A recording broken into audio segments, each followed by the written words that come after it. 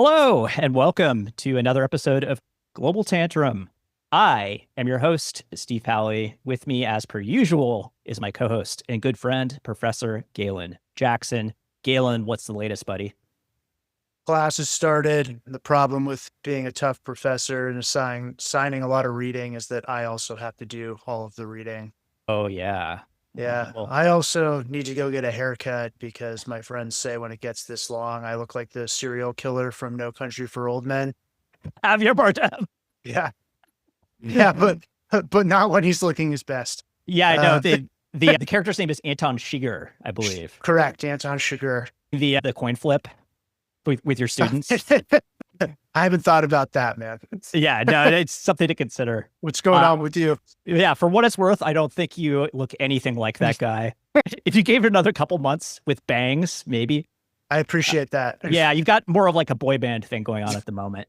So it could be a lot worse. I don't think that's a good look either, man. Yeah. As far as developments for me, we've had family strep this week. So that's been a lot of fun, but better living through chemistry and in particular biochemistry with antibiotics. Yeah. Yeah. We're all good there. And I'm pleased to announce that I'm now Canadian American. Congratulations. You're a Thank you. Canadian citizen. I am. Yes, this is something that I've been working on piecemeal for a while. I have Canadian ancestry, and I've decided to take the plunge, as it were. Since you might eventually be at war with yourself, we should definitely do an episode on Canada. I think this cements it. Yeah, we have to do Canada-U.S. relations next. Yeah. So we can talk about the soon-to-be 51st state. Can I just say, since your whole family is sick, I just want to say, as someone without kids, I think people with kids are the most impressive people on the planet.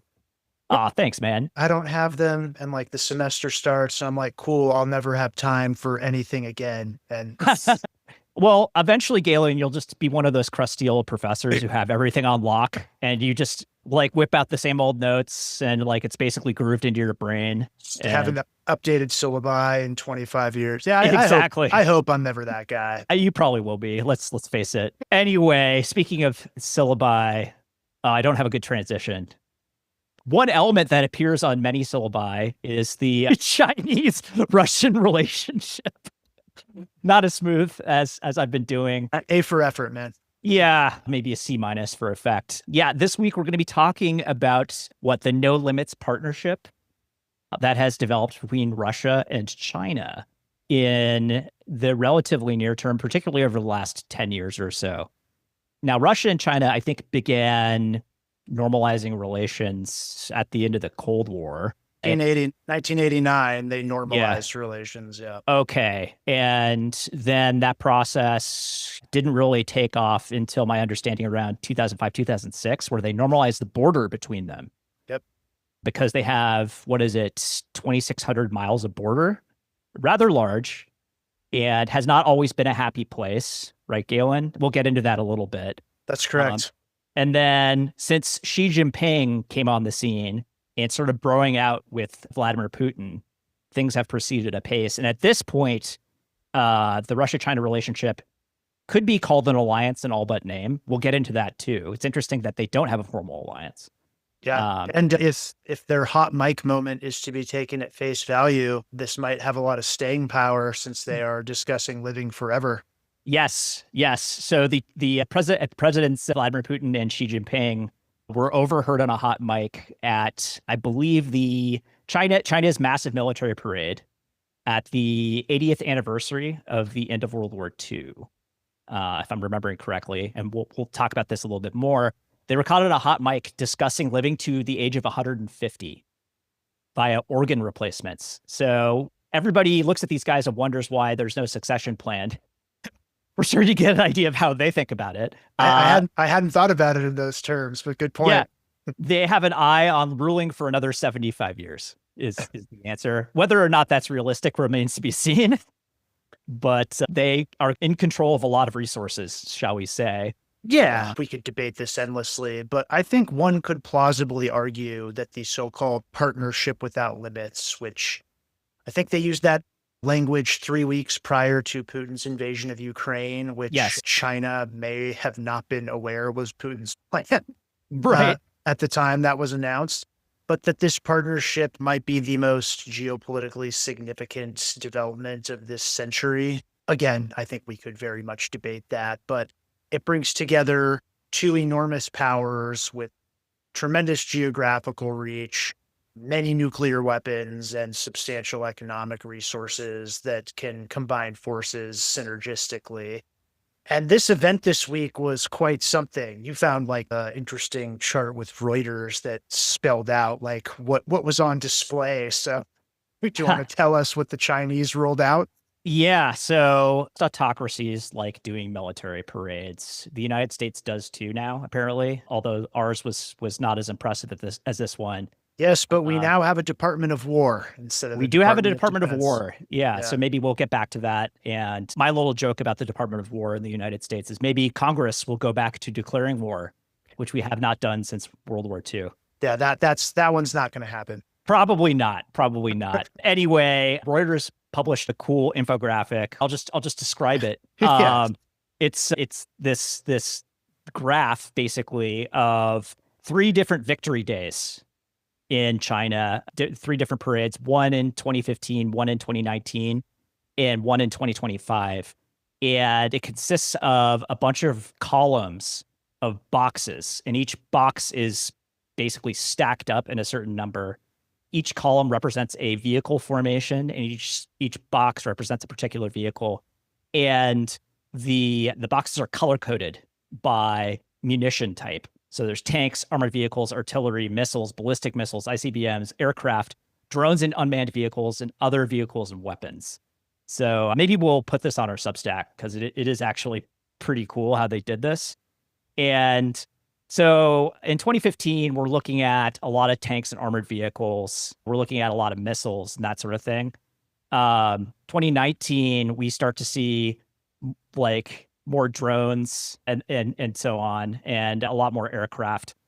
2025, we have this sort of gigantic, like long period in the middle of the parade consisting of anti-drone warfare. So laser beam systems that shoot down drones, a cyberspace unit. We're not sure what that consists of. We were joking that maybe it's a bunch of nerds marching with laptops or something. Unmanned land and sea vehicles. So like armored vehicles and automated submarines and boats, and then aerial drones on top of that. So the parade is basically showing off more and more advanced autonomous systems and counter autonomous systems. The cyber thing, which we should definitely talk about at some point, but again, yeah, I don't know what that looks like in a military parade. People carrying laptops. But the Salt Typhoon campaign that has come to light, there was an article, I think 2 days ago or something like that in the New York Times that basically says China now has probably every single American's data. Yeah. So good stuff. What are they going to do with that, I wonder? Hold it until they can break encryption and then Yeah. who knows? Yeah. So this was like a lot of pomp and circumstance. I don't want to overrate it, but I think the reason this parade and this summit got a lot of attention was it did suggest there is a real movement toward balancing against a US-led world order. Xi, For sure. in his remarks, very much suggested as much, and to have Putin, Kim Jong-un, and notably Prime Minister of India, Narendra Modi, in attendance and shaking hands, since it has been US policy for almost a quarter of a century to woo India to its side. And up until a few months ago, Trump had a very good relationship with Modi, shows that there's an appetite, at least among many of the world's leading powers, to balance the United States or work out some sort of new international legal system or multipolar world. And in that context, this Russia-China relationship looms especially large. It's the core of this sort of alternate system that is taking shape. If you look at like the West, right, with the United States and NATO and Europe on one side, the alternative system, you could say the nucleus is now Russia, China, with other major powers or middle powers circling it under the auspices of the BRICS group. Is one set of institutions that's becoming steadily more formal. It started with like, I think a McKinsey paper maybe 20 years ago, but now it's like, I think that's right. I also think yeah. it was like the most overrated concept ever in international relations. But yeah, And yet it's pretty good marketing and has yeah, taken on a life of its own, right? And there's also these, what is it? The Shanghai Cooperation Organization, yeah. right? And so when we talk about other powers, India is the big one, but we've also got South Africa, Brazil, Indonesia, Turkey is in the mix, and plenty of other countries like that. And there's also this related idea of this axis of upheaval, which is Hmm. China, Russia, North Korea, Iran. So, I mean, the Modi thing was especially interesting to me. I mean, he more or less endorsed Trump's reelection in 2020, which is unusual in general and highly unusual for an Indian official to do.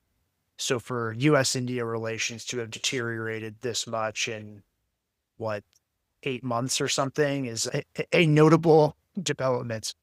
Yeah, all it took was Trump capriciously putting a 50% tariff on Indian goods over India's willingness to import Russian oil. So it's the first major secondary sanction, Yeah. which is what Trump And has been calling it.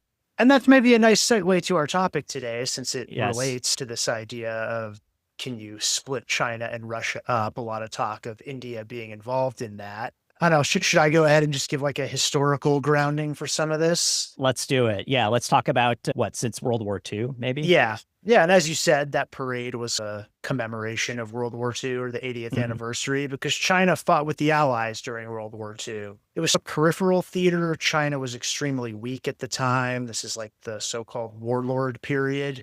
There's been a civil war going on in China between the nationalists and the communists for some time. They're able to put aside those differences for the sake of fighting the Japanese invaders, but nevertheless, China very weak.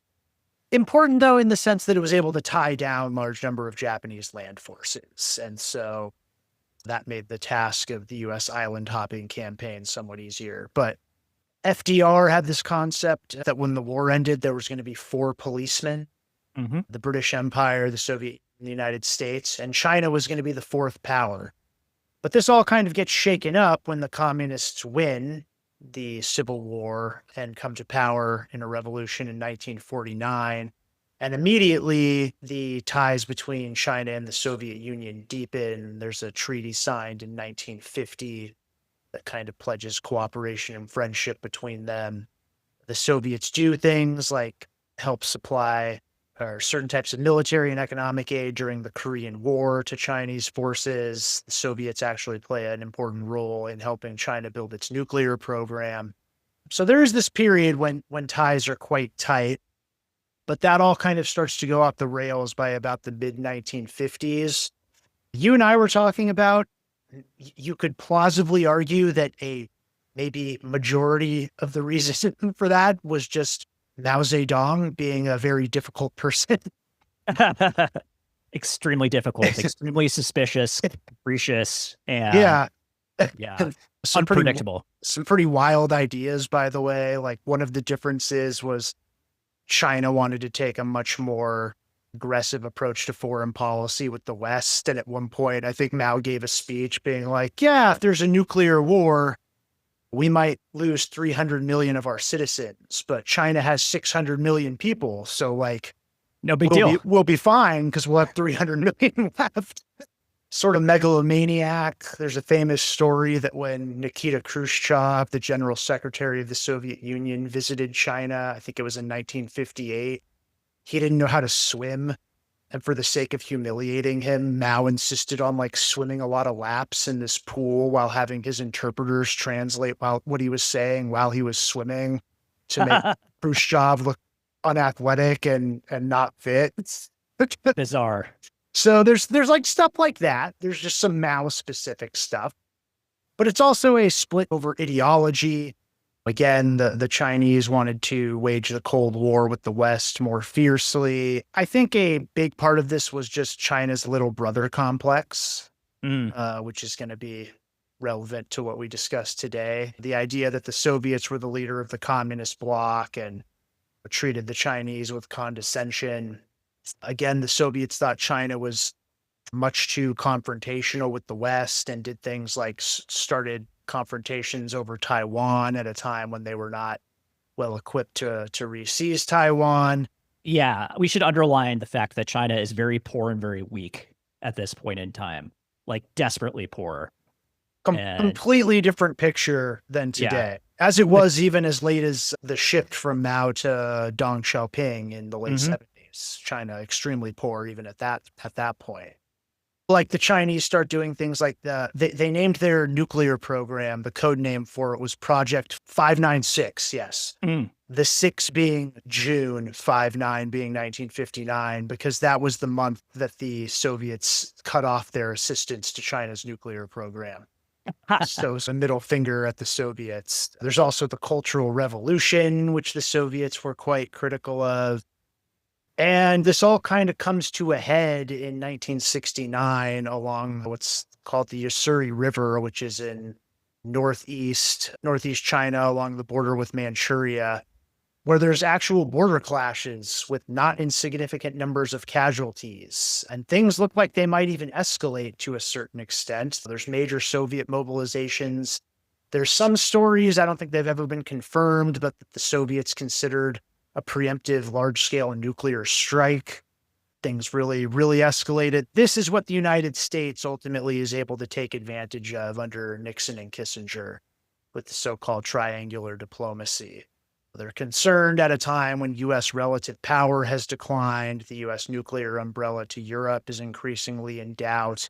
What better way to make the Soviets think twice about doing something in Europe than by working with their major adversary in the Far East? By the way, it's like the Americans completely flip on this too and use it against the Soviets. So in 1963, it's the United States that goes to the Soviet Union and says, what do you think about doing a joint operation to destroy China's nuclear facilities at Lop Nur? And Khrushchev says, no, we don't want to do that. In 1969, the Soviets come to the Americans and say, what do you think about us blowing up China's nuclear facilities? And the Americans say, no, we're not interested, and publicize it and use it to ingratiate themselves with the Chinese. So Interesting. I didn't know that. yeah.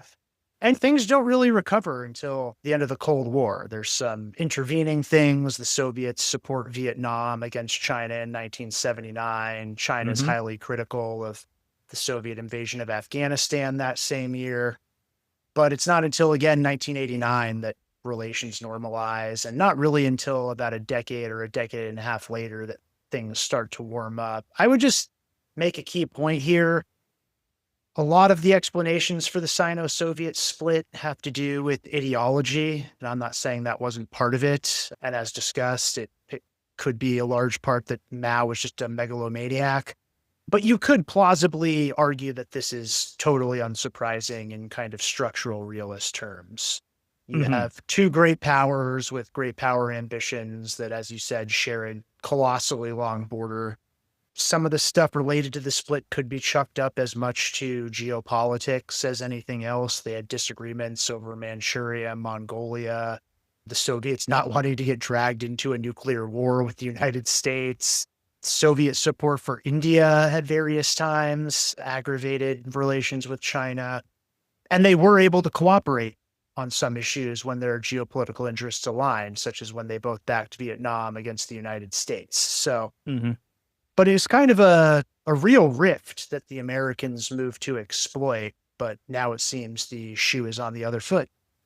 Very much so. Yeah. So thank you for that brilliant encapsulation of the history of the relationship. I guess I can pick it up from the end of the Cold War and talk a little bit about just high level US policy towards both parties, Russia and China. Now, we've talked about US Russia in a previous episode. Suffice it to say that the US didn't do a whole lot to help Russia at the end of the Cold War. And in conversations before this episode, Galen, you said like US policy seems, since the end of the Cold War, and particularly over the last 25 years, seems like it's been calibrated to drive Russia into the arms of China. So we'll put a pin in that and leave that there. US policy towards China actually has been different, and I would say not more ambiguous. It's been a lot more positive because the idea was everybody could see that China was on its path to development, its path to growth, due to the major structural economic reforms enacted by Deng Xiaoping. But like they needed help on top of that to re-enter the global trading system. And this could only be done through accession to the World Trade Organization. And that was access was largely controlled by the United States. And there was a debate in the 1990s as to whether or not it made sense for China to accede to WTO and gain what's called most favored nation trading status, which would be a huge deal for China because they had this massive latent industrial capability, huge population, increasingly well educated, and bigger like industrial base. So the idea was, well, why don't we let them in and we can send basically all of our industrial work and manufacturing work over to China. We can save a lot of money doing that, import those goods, and lower prices for American consumers. And so the idea was to establish a symbiotic relationship between China and the United States. And the neoliberals thought this was a good idea and ended up winning the policy debate. I can't remember exactly when China acceded to the WTO. I think it was 2001. 2001. Okay. So they acceded to the WTO in 2001. And very quickly, like China basically adopts exponential economic growth and technical growth, and while the United States hollows out its industrial base. Yeah, this is the so-called China shock. The China shock, yeah, during the first Bush administration into Obama and through Trump 1, basically. And by the way, there's another thread of thought in American politics, which is more nationalistic and less free trading. And that is now in control, by the way, more populist, that argued that this was a really bad idea. So this was one of the bases of Ross Perot's presidential campaign in the 1990s. That was more around NAFTA.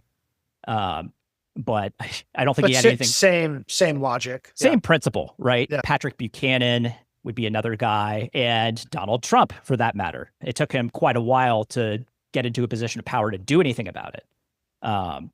But it did eventually happen. I'm glad you mentioned Perot, by the way. Like we haven't had a credible third party candidate since 1996, and I believe he didn't win any electoral votes because he basically split from the other parties. But it does show, to your point, that there was this energy, which we are now very much seeing as a political force nowadays. That's right. Shows that there was that latent energy within American politics.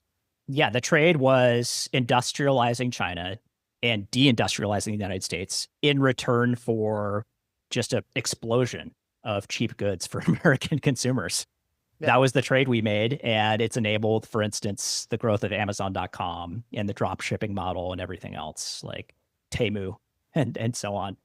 All that cheap stuff, plastic stuff that we're addicted to and can't live without. Trump is going to try to reverse this and make us live without it. And can I make one other point? Yeah, so please. One of the reasons for this, and the Bush administration supported China's ascension to the WTO, was the theory for many people was that economic liberalization and modernization would be accompanied by political liberalization. Absolutely, yes.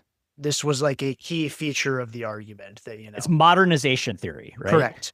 Yeah. I should say, by the way, that some people correctly predicted that this would not be the case. I give credit where credit is due, since I've written many things saying where I disagree with him. But one person, John Mearsheimer, his book was published in 2001, said this is wrong.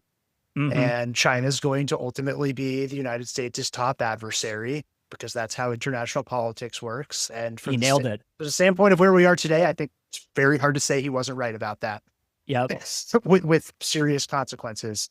Yeah, I think that basically survived into the late Obama period. Like, I think toward the last year or two of the Obama presidency, there started being serious doubts, even within his administration, that China was actually going to shift. Part of the reason for that is Chinese politics has taken a hard authoritarian turn under Xi Jinping in 2012. Yeah. Yeah, Xi Jinping becomes premier in 2012 and rapidly consolidates power.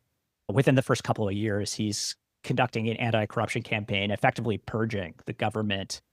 I think like the suppression of Xinjiang starts or is publicized towards the end of Obama's first term, and that is a major splitting point over human rights. We haven't talked too much about Xinjiang on this show. It's supposed to be an autonomous region in the far west of China, populated mostly by the Muslim Uyghur people. And under Xi, it's become less and less autonomous and more filled with concentration camps, basically. The great book to read on that is called Surveillance State. Yes. Yeah. She starts setting up a surveillance state. And before too long, it becomes clear that she has no intention of relinquishing power.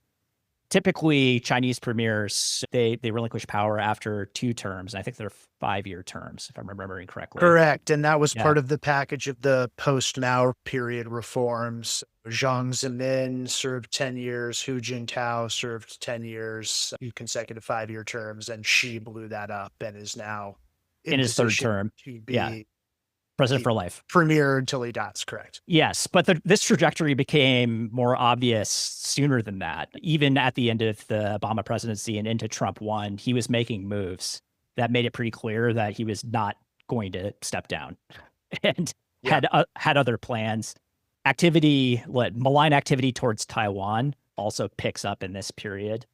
And the United States doesn't like that much. Again, like under the first Trump administration, U.S. policy towards Taiwan is, I think, like more ambiguous than usual, shall we say, given Trump's propensity to just say whatever he wants whenever he wants to. Certainly compared to Biden. Yeah, Biden's pretty unequivocal. In fact, Biden unequivocally says we will intervene in the conflict.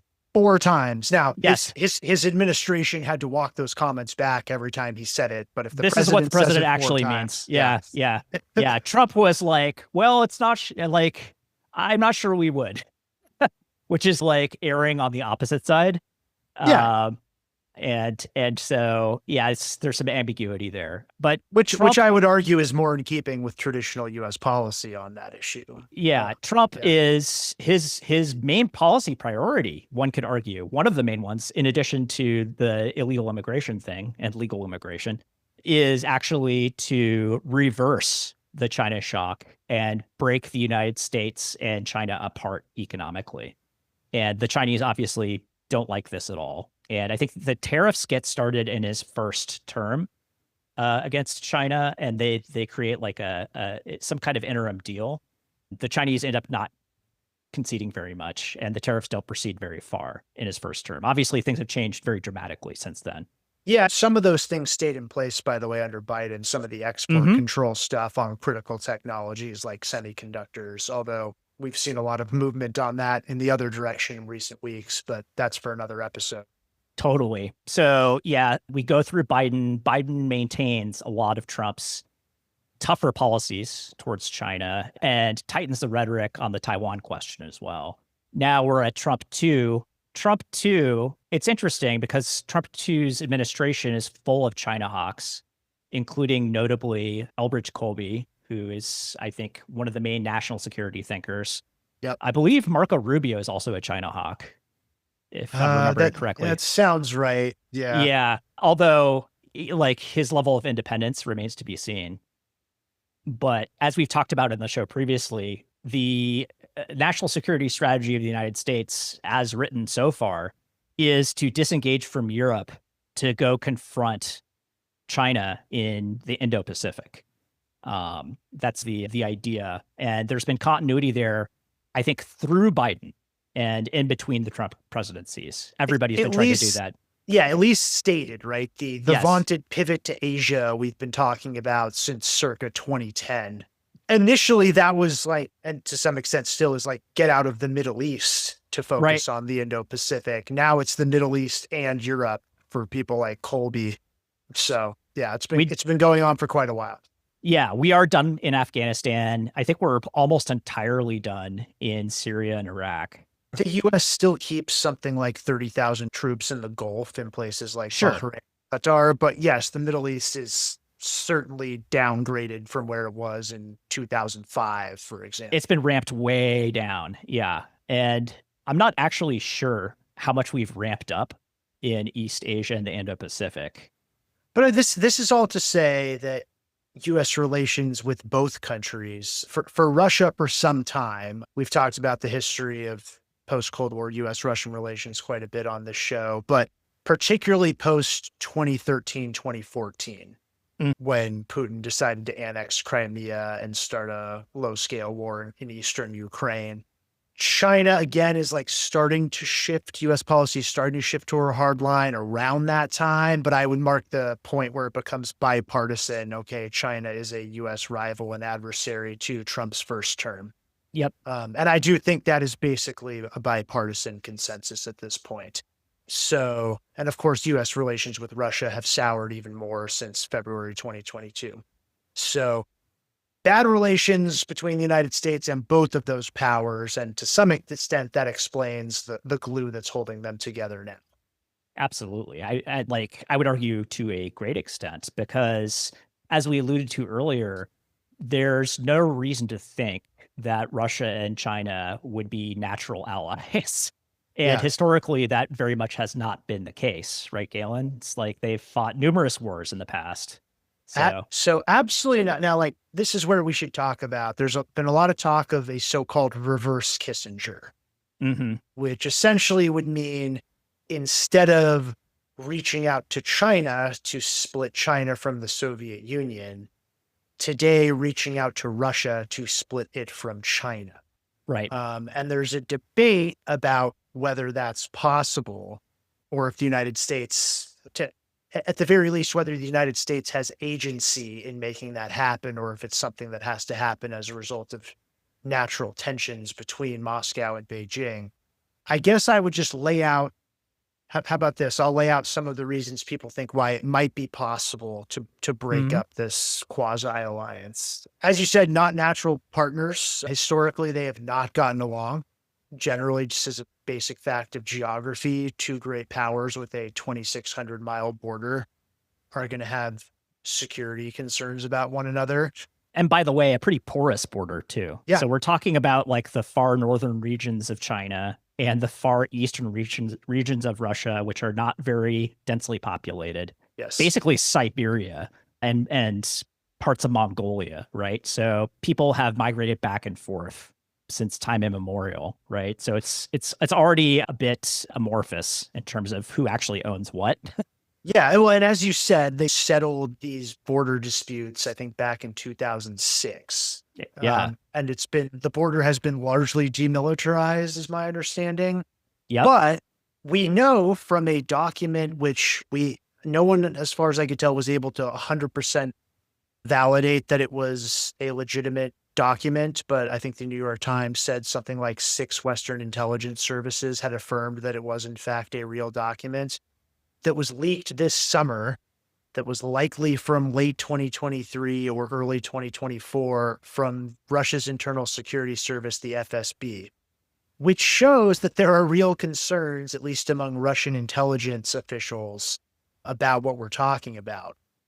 Particularly since the war in Ukraine started, that China has been aggressively looking to find Russian defectors, especially people with high value scientific and technological knowledge and capabilities, trying to get access to Russian military technology, trying to get more spies in Russia, and that Beijing might be able to advance claims on these territories near Manchuria and Vladivostok, and to some extent near outer Mongolia, that the Russians seized, I think, back in the 1800s, that China has never really at least accepted as legitimate, even if they've settled those things formally in a legal sense. So there's very real suspicion on the part of at least some Russian officials that China might look to exploit their weakness to make territorial gains in those areas. Yeah, and Russia's more or less absolute dependency on China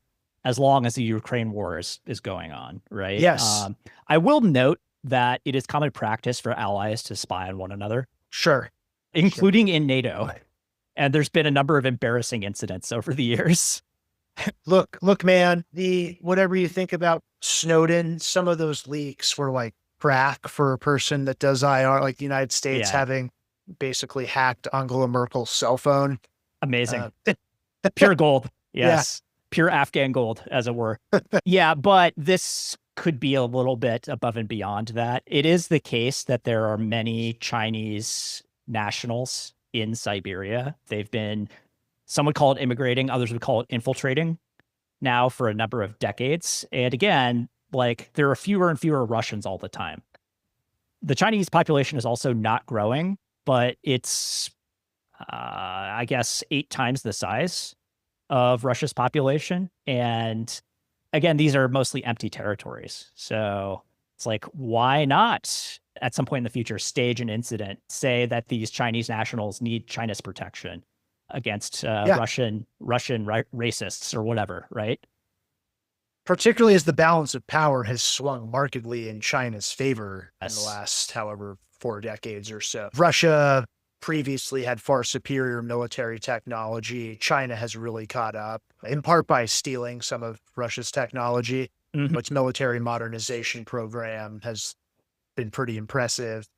I think China's economy is something like 10 times the size of Russia's now. So these are assets that would be difficult for Russia to protect. Now, obviously, Russia is a major nuclear power, so that always has to be factored in. But I think it's worth noting that that document that leaked, the FSB was referring to China as the enemy. That's notable in my opinion. That is notable. China is certainly not Vladimir Putin's enemy. It might eventually be Russia's enemy. And it is interesting that the FSB retains enough independent capability and action to be able to make that kind of claim. But that again, like institutionally, it's one of the most paranoid agencies in the world, right? It's their job. So yeah, fair enough. Yeah. Now, like I want to emphasize something you said, which is the very real degree to which Russia has grown dependent on China, particularly since the war in Ukraine started, economically, to some extent militarily, to some extent diplomatically. China's been Russia's lifeline economically, and there's a synergy in interests, right? China will buy Russian fossil fuels and is able to make up for the lack of Western imports by supplying, including things that have military applications like computer chips and software. By contrast, technology, dual use technologies, what that's called. By contrast, Russia not that important to China in economic terms, especially not anymore. It used to be the case that China needed advanced military tech from Russia, but now Chinese military tech is more advanced than Russian military tech. It's not that Russia has nothing to contribute. Like they still have some pretty amazing stuff that they're working on. Plus, they're involved in an active war. And when you're in an active war, you tend to innovate faster than if you're not. But the Chinese have absolutely world-class technical skills at this point, rivaling or in some cases even exceeding the United States. So that has become much less necessary. Yeah, and like this is to say, if China had little brother syndrome during the Cold War, one of the arguments for why this partnership without limits might have real limits is Russian resentment at now them being the junior partner in the relationship. So these are, to some extent, the war in Ukraine has created some image problems for China, although I think that's maybe a little overrated since the rest of the world doesn't necessarily see that war the way the United States does. They don't. And also, if you're Xi Jinping, having large numbers of Western resources tied down in Eastern Europe is not the worst thing, particularly if you're considering an effort to retake Taiwan. But a few more things. Putin's base obviously is on the right, and with Russian nationalists, they might not necessarily like the optics of being Xi Jinping's little brother. There might be room here for the United States to shift policy in a way that makes maybe not alignment with Washington, but a more balanced policy between Washington and Beijing, more attractive. Let me ask you this. Suppose that we were to sacrifice Ukraine. Yeah. and give it to Russia and let the chips fall where they may, would that be sufficient to remove like the biggest factor driving these countries together at the moment? I think it would certainly have an effect. I don't think it would completely shift things. Might start the process though. Yes, I agree with that. But I think I think a big reason for why Russia and China are where they are at this point is a common enormous dislike of the way the United States has led the international system for the past 30, 35 years. Yeah. And I don't think that this one thing is going to just reverse all of that. But yeah. I do think that that would meaningfully affect Russia's calculus and might leave room open for a more balanced Russian policy. But I don't think that on its own is going to do it. One other point to bring up before we move to the reasons it might be difficult to pull this off. U.S. relative decline. If you buy structural theories of international relations, the fact that in relative terms, China is rising and the United States is declining, I mean, in relative terms. Mm-hmm. Now, I think one thing that's interesting is like much of the world did not balance against the United States until relatively recently, which is to say the way you wield your power is important as well. And maybe we'll get to some changes Trump is making toward the end of the episode, but to the extent that if Russia believes the U.S. is in relative decline, that might make its partnership with China somewhat less attractive, but that remains to be seen. Yeah, right. If the idea is these two countries are pissed off at the way the United States has been running the world, because the United States has been running the world since the end of the Cold War, I think like pretty unequivocally. Yep. In the 90s, absolutely explicitly, through Bush 1. That started to change a little bit in Obama, but mostly not. And then we had the first inklings of a real change with Trump 1. Yeah. And the United States is no longer either capable or interested in leading the world.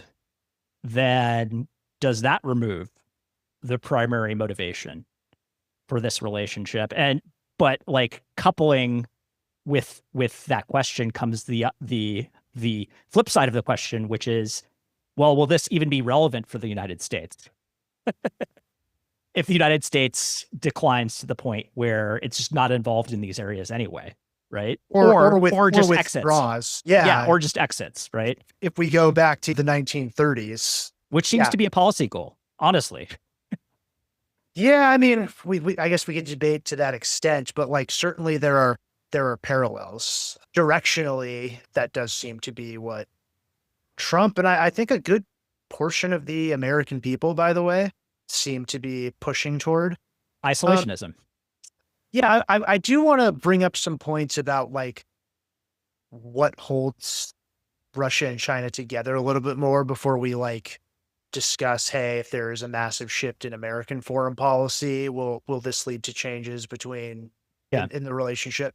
We sent around a bunch of articles before this that we read. One of them basically said the factors that led to the Sino-Soviet split during the Cold War no longer are operable. So that article made the claim it's not a hierarchical relationship. Both sides regret the history there. It wasn't good for either of them. So it's important to have cordial relations, even if there are differences.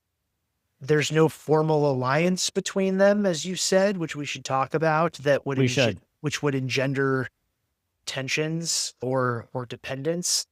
And to the extent that there's an ideological element to this partnership, it now actually is glue rather than driving them apart, because it would be something like anti-Americanism, resistance to the so-called liberal world order and authoritarian impulses. A lot of, as we said, they've settled their boundary disputes. They've got some real common interests. They both would like to see the United States cut down to size and see things like the dollar play less of a role in international finance. They both favor authoritarian models that use mass surveillance to provide political stability. They have a very important trade relationship that benefits one another in economic and military terms. In particular, they have complementarity Yeah. because Yes. China has the technology and the manufacturing, and Russia has all the resources. Yes. So, And previously, Russia had the military equipment, although, as you yeah, said, that's balanced out. Yeah. And especially since the war in Ukraine started, like China has been absolutely critical. yeah. There's to another Russia. factor here, which is the personalist nature of these regimes and the personal relationship Yeah. between the heads of these regimes. Like, there's good reason to think that Xi and Putin genuinely like each other. And I think Putin has visited Xi 40 something times. Something like that. It's crazy. Yeah, which is a very, very high number over the past decade plus. And they're increasingly seen together. They were seen together at the SCO summit and also the 80th anniversary parade. That stuff is meaningful. Yeah. It is legitimately meaningful, and it remains to be seen how long they will stay in charge of their respective countries. But there's no reason to think they're going anywhere like anytime soon. Yeah, and I guess you could argue this one of two ways. The fact, if it is in fact the case that the Russians did not inform the Chinese prior to the invasion of Ukraine in February 2022, the fact that the relationships has sustained after that, and in fact gotten even stronger, you could argue shows that Xi and Putin have a close enough relationship to weather that sort of thing. On the other hand, I suppose you could argue it shows the Russians to not trust the Chinese enough to share that information ahead of time. The last thing I'll say is driving these countries apart is a fundamentally different proposition than what Nixon and Kissinger faced during the Cold War. In that case, it was a matter of exploiting a rift that already had existed and had existed for a very long time. There was this Netflix documentary like 10 years ago about Kissinger where he was like, we detected that the Russians and the Chinese had poor relations. It's like using the word detected is so ridiculous. It's been like it's been out in the public press for 10 years. This would not be that, right? No. Their relationship is close now. So at a minimum, it would take a lot of time, and it might not be something where US policy really has the capacity to shape events, although we could talk about ways in which you might be able to nurture a breakup along. Yeah. So to me, this, I guess, as far as the United States goes, the United States could make changes specifically to break up this alliance, perhaps. They could do things like sacrificing Ukraine and Taiwan. Those would be two very, very big steps that I think this administration is considering legitimately. And it might happen. Who knows? I agree with that. I would just say that I think Ukraine is likelier than Taiwan to be sacrificed. I do too. Yeah, because Ukraine is an active hot war. So that's one reason. There are other reasons too. But it's much further along in this process. Like, to me, that like there are bigger questions now about U.S. foreign policy and U.S., honestly, grand strategy. And the question of whether or not we should break up Russia and China is actually subordinate to those larger questions that have been opened up, which involve the Trump administration's moves to honestly abdicate international leadership and go back to a more isolationist point of view, or if you prefer, hemispheric point of view in foreign policy. America first. The only thing I would say is, I think we've talked schools of grand strategy before. The crowd that calls themselves in favor of restraint. That's restraint. Yeah, isolationism, neo-isolationism. Yeah, I think they don't like the term isolationism because it's such a loaded term. But in effect, if you look at sometimes what they advocate, you can see where that term would get thrown in from time to time. Yeah. Yeah. And look, if that is the new, this is certainly the attitude of Donald Trump to a large extent, although his attitude is idiosyncratic and he likes throwing American power around, obviously, especially closer to home. But it seems like he's more interested in entering a world where great powers stand apart from one another. They combine when it makes sense. And otherwise, they do their own thing. They have their own separate spheres of influences. It's been called a concert system. You and I both think that that's a problematic comparison, not least of which the concert system itself is debated how well that worked in like Europe of the 19th century, right? Yeah, I actually think it worked pretty well. And in principle, I'm not totally opposed to great power concerts as an ordering principle. It remains to be seen whether that approach is feasible in today's world. Yeah, but if that is the direction the United States ultimately takes, and like there's lots of questions about whether it will outlast the Trump administration, because certainly there are lots of different opinions within the United States about what the U.S. should or could do in the future. And there are plenty of people that want to go back to unipolarity and exert international leadership, right? Including or that believe unipolarity is still around. Yes. Including within the Trump administration itself, right? But as long as Trump is around, he's calling the shots. That's pretty obvious, at least for now. And so if the U.S. takes one or several steps back, then this becomes much less relevant for what the United States, quote unquote, should do vis-a-vis the Chinese-Russia relationship. It just matters less because we're hanging out in the Americas, right? And Eurasia is just like, okay, we don't want Eurasia destroyed and we don't necessarily want it dominated, but neither of those things seem super likely right now. We don't care about Europe, right? So this is to say, if I take that, which I largely agree with, I actually think that implies the U.S. does have some capacity to shape events. As you said, there will be people certainly within the U.S. foreign policy establishment writ large who would hate this idea. But if you conceive of a world where the United States maybe it's not 1934, but is taking a far less active role in world affairs, is having the Europeans provide for their own defense, which is totally plausible and in fact happening as we speak, takes a step back in the Indo-Pacific and maybe isn't tearing up its alliances with Japan and South Korea and is not withdrawing its bases from Guam and the Philippines and things like that, but is a lot less willing to do things like freedom of navigation patrols in the South and East China Seas, is far less willing to signal that it cares about Taiwan remaining an autonomous region. Yeah, I suspect in that world, if you want to call it a spheres of influence world, although that term obviously is loaded as well. Oh, yeah. I suspect that the natural tensions that exist between China and Russia probably would start to play a bigger role, particularly in Russia's thinking.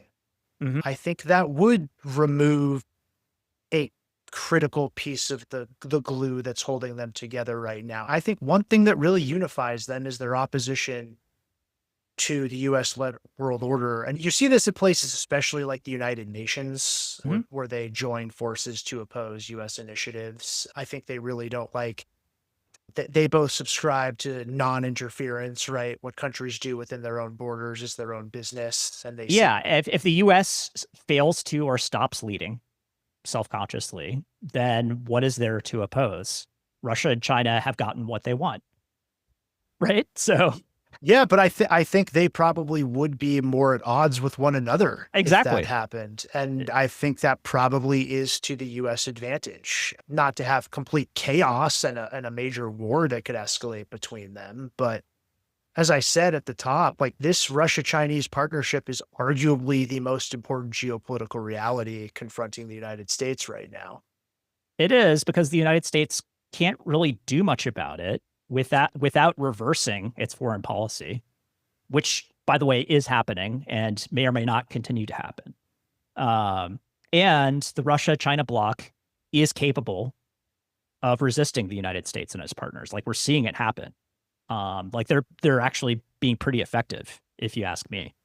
Yeah, and like the way that this change happens does matter, right? Like, yeah, I think that's an important point. But like, you can spin out all sorts of nightmare scenarios, right? Like, if this war in Ukraine continues and in fact escalates, like you could conceive of a multi-front war if China decides, hey, with all those resources tied down in Eastern Europe, now is the optimal time to put pressure on Taiwan, right? Like you don't have Hmm. to imagine too much to see a major escalation to a World War III type scenario.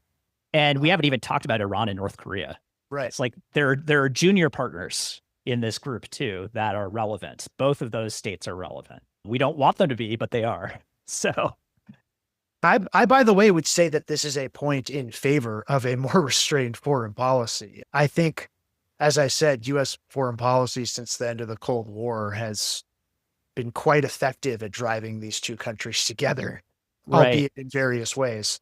right. And if you're going to do that, then you have to go all the way and actually contain both of them, which the United States might not be capable of doing anymore. And if you're not I capable of don't doing think that, so. yeah, if you're not capable of doing that, then you should probably go hard reverse and get out of the way, right? And even if it is possible, like this is the thing that we always talk about in security studies. You don't know who's stronger until the war is fought. That's So true. determining the balance of power ex ante is very difficult.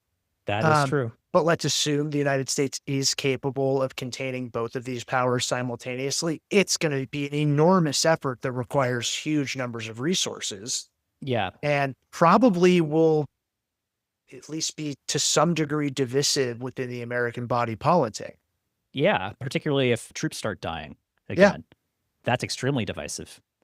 I guess I'll ask, do you think, let's say it's 2035, do you think that this partnership without limits is more or less intact, or that cracks have started to emerge? I think cracks have started to emerge. I agree. I think they might even be bigger than cracks. Yeah, it's hard to say how things are going to turn out, but it's like there are very, very big levers here that operate more or less by themselves by virtue of geography and the rise and fall of power bases within countries. And yeah, nothing about the Russia-China relationship outside of what the United States is doing makes me think that like it's just inevitable and permanent.